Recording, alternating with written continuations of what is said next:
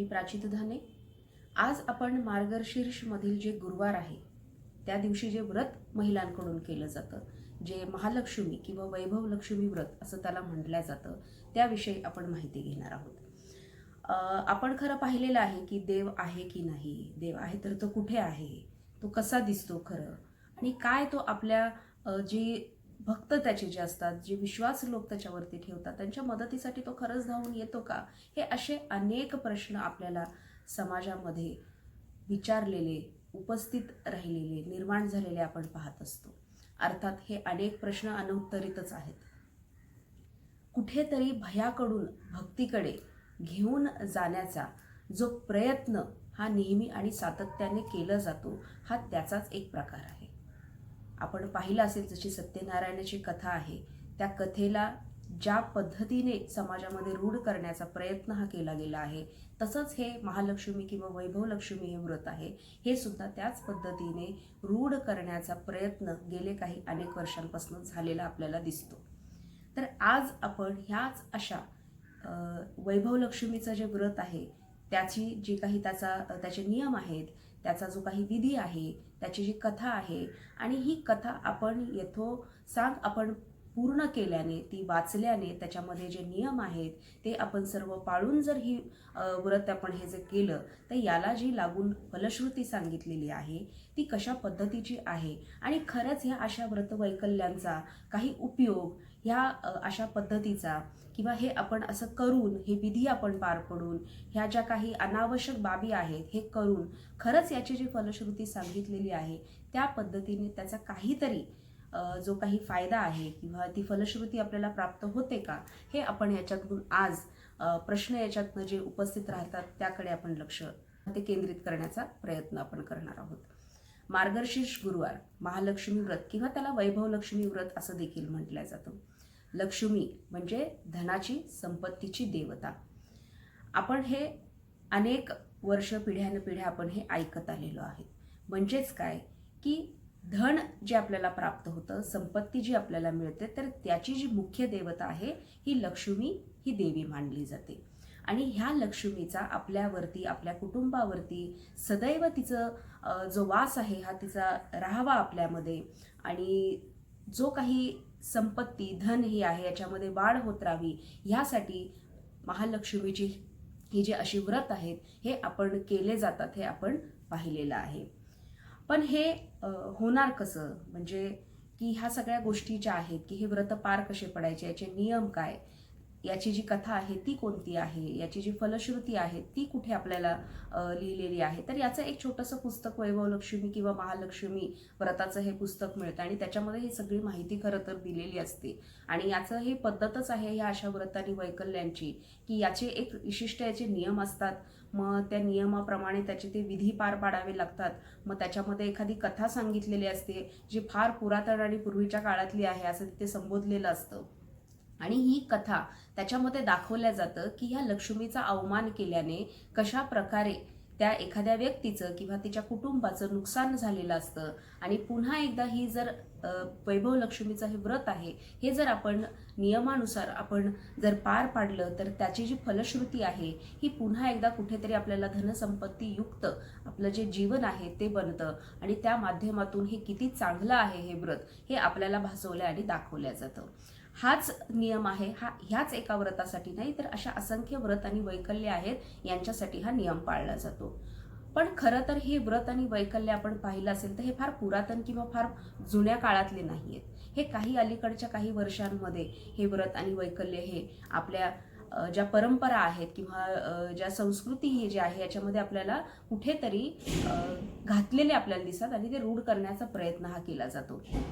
आपण काही दशकांपासून पाहिलं असेल की चित्रपट असतील, टीव्हीवरती लागणाऱ्या ज्या सिरियल आहेत, या माध्यमातून सुद्धा सतत आपल्यावरती ह्या अशा पद्धतीचे व्रतवैकल्य जे आहेत हे कुठेतरी दाखवून, ते बिंबवून, हे कुठेतरी रूढ करण्याचा प्रयत्न हा सातत्याने गेल्या काही दशकांपासून केलेला आपल्याला दिसतो। आणि हेच आपण कुठेतरी एक मार्ग आपल्याला हा सापडतोय, ह्या आविर्भावामध्ये आपण हे असे व्रतवैकल्य आपण करत राहतो, त्यामध्ये आपण अडकत राहतो, आणि या माध्यमातून आपण जे आहे, आपण वेळ असेल, आपला पैसा असेल, आपण ह्या सगळ्या कुठेतरी गोष्टींचा आपण व्यर्थ आपण त्याचा जो वापर आहे तो करत असतो आणि वाया आपण निश्चितच हे घालवत असतो. हे आपल्या हे सर्व करताना लक्षात येत नाही. अनेकांचं असं म्हणणंही असेल की हे केल्याने आम्हाला त्याचा निश्चित फायदा झाला, पण आपण हे समजून घेतलं पाहिजे. ह्या सगळ्यांचा जो काही ह्या व्रतवैकल्यांचा आहे हा बाजार मांडला गेलेला आहे, हा थोतांड हे आहे. आपण जी पुस्तकं ही जे विकत घेतो ह्या पुस्तकांचा सुद्धा किती मोठ्या प्रमाणात व्यापार होतो. या माध्यमातून आपण समजून घेतलं पाहिजे की हे व्रतवैकल्य हे महत्त्वाचे नसून कुठेही आपल्याला जर यश आपल्याला संपादन करायचं असेल तर त्याच्यासाठी आपल्याला निश्चितच कष्ट हे गरजेचे आहेत. संघर्ष जो आपल्याला आहे, आपल्या वाट्याला आलेला आहे, तो संघर्ष करत राहणं आणि कुठेतरी यशाकडे कष्टाने आपण पाहणं आणि त्याच्याकडे एक एक पाऊल चढत ती पायरी राहणं हे महत्त्वाचं आहे. असे कुठलेही शॉर्टकट आयुष्यामध्ये मारून आपल्याला कुठेही हे यश किंवा ही धनसंपत्ती आपल्याला प्राप्त होणार नाही.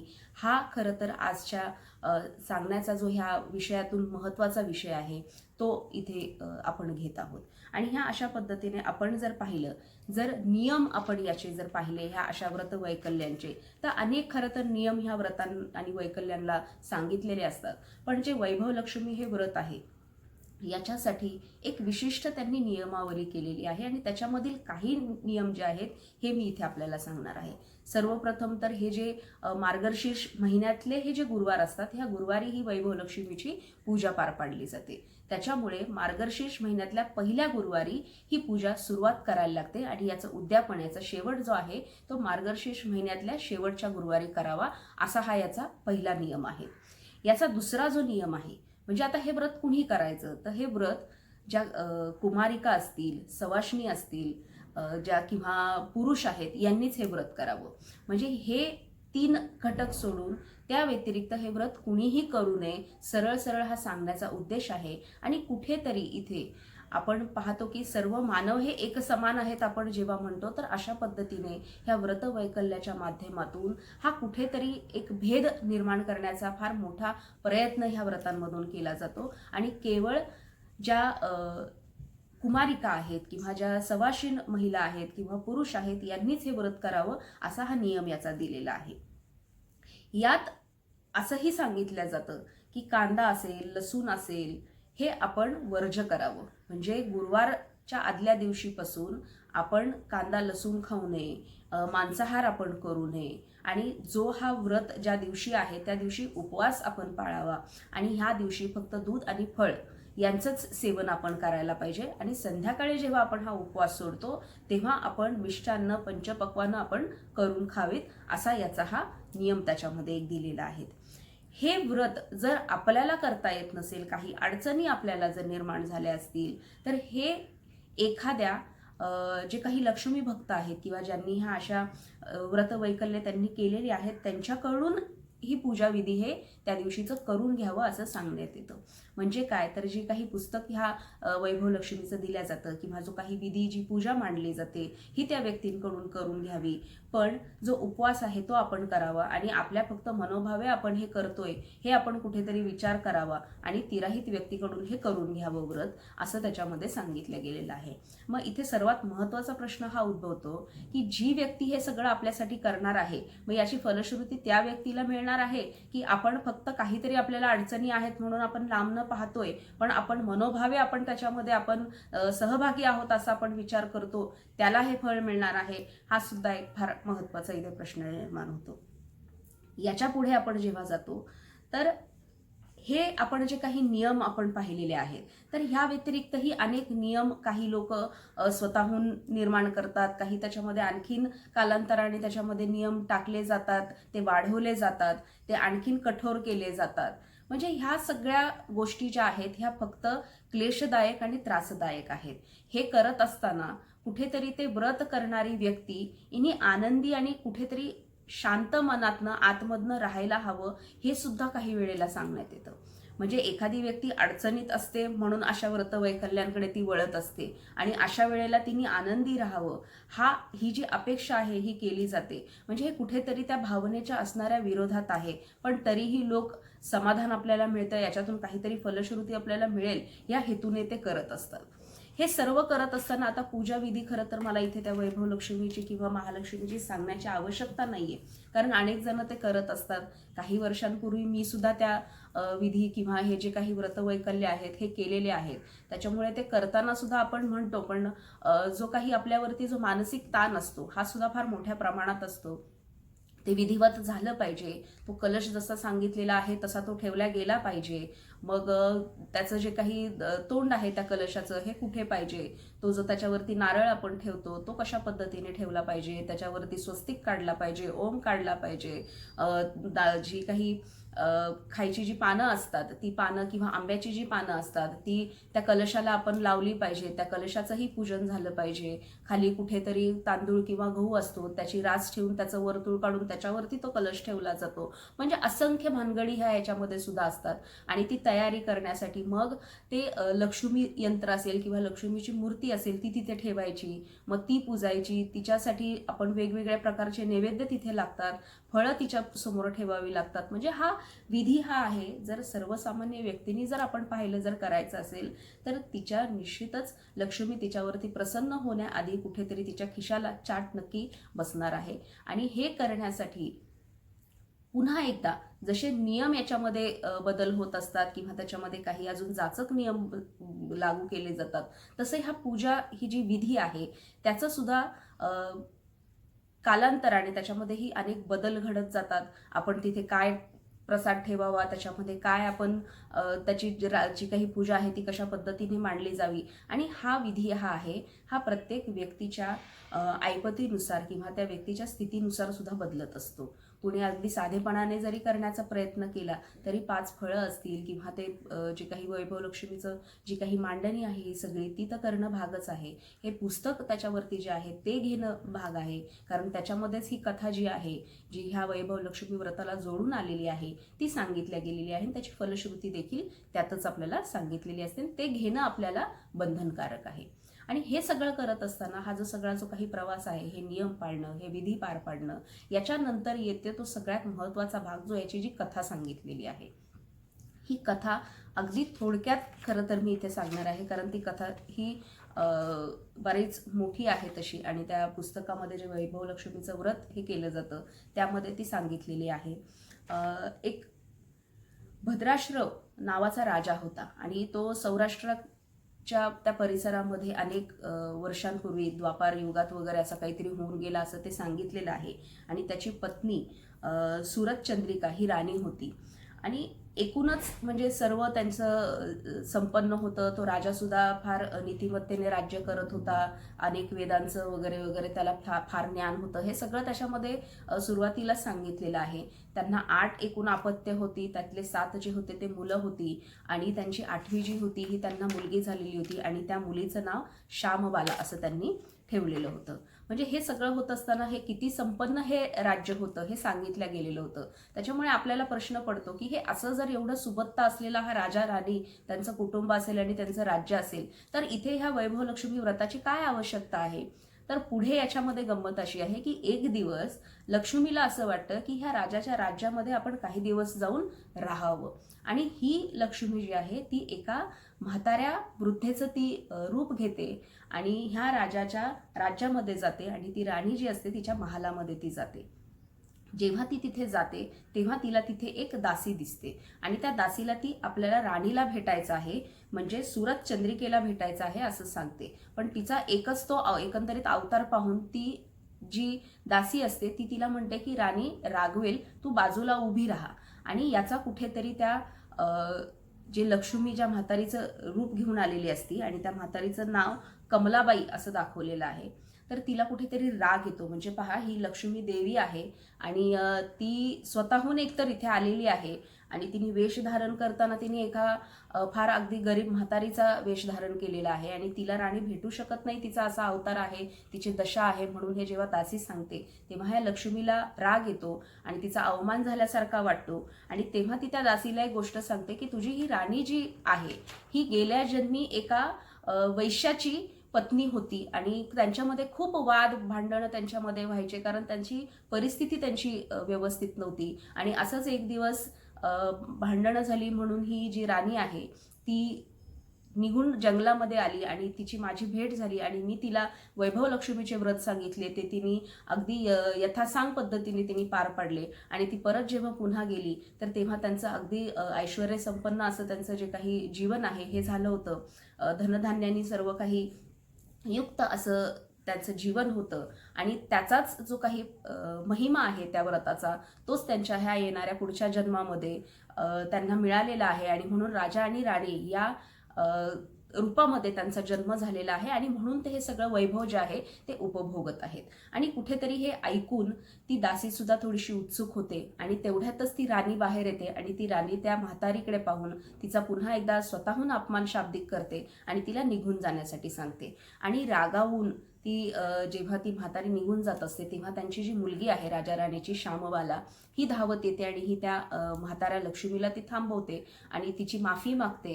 आणि त्याच्यानंतर जी म्हातारी लक्ष्मी आहे ती श्यामबालेला हा सगळा विधी सांगते, तिच्याकडून ते पूर्ण करून घेते. आणि काय योगायोग की त्या दिवशी मार्गशीर्ष महिन्याचा हा पहिला गुरुवार असतो. आणि हे असं सगळं होत असताना ती श्यामबाला हे सगळे व्रत पूर्णपणे पार पाडते आणि नंतर तिचंही छान चांगल्या कुटुंबामध्ये मोठ्या एका राजघराण्यामध्ये लग्न होतं आणि तिचंही आयुष्य सर्व एकदम छान व्यवस्थित ह्या कथेमध्ये सांगितलं आहे. त्याची जी फलश्रुती दिलेली आहे त्या पद्धतीने सर्व युक्त असं तिचं जीवन संपन्न होत असतं. पण हे नाकारल्याने, कुठेतरी त्या म्हातारीचा अवमान केल्याने जी श्यामबालेचे आई वडील जे आहेत म्हणजे राजा आणि राणी जे आहेत, भद्रश्राव आणि सूरजचंद्रिका, यांचं कुठेतरी हे अधोगतीला त्यांचं जीवन लागलेलं आपण त्याच्यामध्ये नमूद केलेलं आहे. आपण वाचलं असेल, पाहिलं असेल. आणि अशाच पद्धतीने ते पुढेही अगदी गरिबी त्यांच्यावरती येते, सर्व काही त्यांचं नष्ट होऊन जातं, त्यांचं राज्य वगैरे सर्व जातं. आणि एक दिवस राजा आपल्या लेकीकडे जातो आणि तिथे 2-4 दिवस राहावं ह्या हेतूने तो जातो. आणि त्यानंतर जेव्हा तो परततो तेव्हा त्याच्या सोबत येताना आपली जी लेक आहे श्यामबाला, ही त्याला एक हंडा देते ज्याच्यामध्ये धन असतं. आणि तो नाकारत असताना सुद्धा ती त्याला ते देते आणि तो पुन्हा एकदा आपल्या घरी ते घेऊन येतो, आपल्या बायकोला हे सांगतो. आणि जेव्हा ती ते उघडून पाहते त्याच्यामध्ये त्या जे काही सोनं नाणं तिने भरून दिलेलं असतं तर त्या सर्वाचा कुठेतरी कोळसा झालेला दिसतो. म्हणजेच काय की तिने जरी काही चांगलं भरून दिलं तरी इथे येऊन त्याचा कोळसाच होणार आहे, कारण यांनी ते व्रत, त्यांनी जो लक्ष्मीचा महिमा आहे हा नाकारला, म्हणून त्यांच्यावरती ही अवकृपा होते हे दाखवण्याचा हा कुठेतरी संदर्भ तिथे दिलेला आहे. त्यानंतर काही दिवसांनी सूरजचंद्रिका जी आहे तिला सुद्धा वाटतं की आपल्या लेकीला आपण जाऊन भेटावं श्यामबालेला, आणि ती जाऊन तिला भेटते. पण येताना श्यामबाला तिला काही भेटवस्तू अशी देत नाही. तिला कुठेतरी तो राग तिच्याही मनात राहतो. आणि नंतरच्या काही कालांतराने जेव्हा श्यामबाला आपल्या माहेरी आपल्या आईवडिलांना भेटायला येते तेव्हा सुद्धा तिला तिची आई काही उपहार जाताना देत नाही आणि त्याचा राग कुठे श्यामबालेला येत नाही. पण आपल्याला काही आपल्या लेकीने येताना दिले नाही हा राग सुद्धा आईच्या मनात तिथे दाखवलेला आहे. आणि हे सुद्धा कुठेतरी थोडंसं चुकीचा असा हा विचार वाटतो मला. आणि तरीही श्यामबाला ही आहे, ही एक घडा घेते आणि त्याच्यामध्ये मिठाचे खडे भरून आपल्या माहेरी ती घेऊन जाते. आणि जेव्हा तिचा नवरा जो असतो, जो राजा असतो खरं तर एक, आणि तोच आपल्या पत्नीला श्यामबालेला विचारतो की माहेरावरून तुला काय भेटवस्तू मिळाली, तर ती तो मिठाच्या खडाने भरलेला जो काही हंडा आहे तो दाखवते. आणि तो तिचा नवरा जो आहे तो विचारतो की याचा उपयोग काय, तर ती काही बोलत नाही. ती म्हणते मी नंतर सांगेल म्हणून. आणि जेव्हा ती संध्याकाळी स्वयंपाक वगैरे सगळा केलेला असतो आणि जेव्हा जेवण वाढते तर त्याच्यामध्ये मीठ नसतं. आणि मग जाऊन ही श्यामबाला आहे तो मिठाचं जे काही त्याच्यातनं खडे आहेत ते आणते आणि ते मीठ सगळ्या जेवणामध्ये टाकते आणि ती म्हणते हा उपयोग त्याचा आहे. म्हणजे खरं तर ह्या सगळ्या कथेंमध्ये काय सांगण्याचा प्रयत्न केलेला आहे किंवा काय याच्यामध्ये फलश्रुती याची आपल्याला जी सांगितलेली आहे त्याच्यासाठी ही जी कथा ही सांगितलेली आहे, काय खरं त्याचा संदर्भ आहे हा ज्याला माहिती असेल, त्याने वाचलं असेल, त्याला समजत असेल त्याला समजो.